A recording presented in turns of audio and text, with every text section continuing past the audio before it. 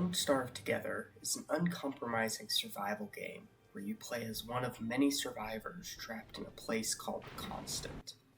While there, you are forced to collect food in an increasingly hostile environment while fighting off dangers like wild hounds and large spiders.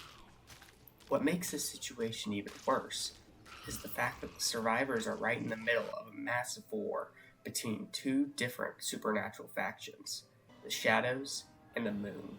The survivors themselves are left to scramble and make do in a world that is becoming increasingly more corrupted by these factions, forcing them to try and fight off both sides at once. You have almost nothing to do with the external conflict, and for the most part are completely ignored by the Shadows and the Moon.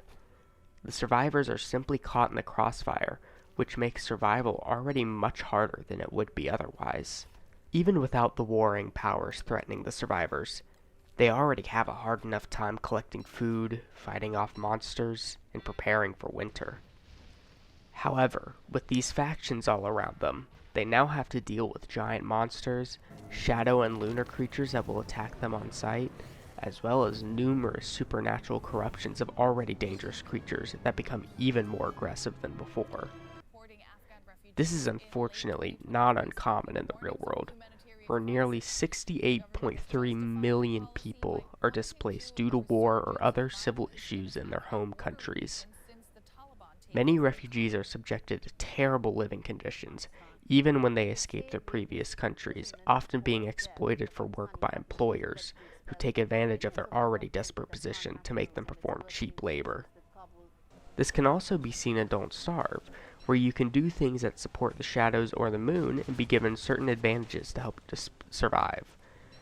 Despite being given those buffs, though, you still have no real control over the conflict happening all around you. You just have to try and make do while the forests around you become more and more chaotic.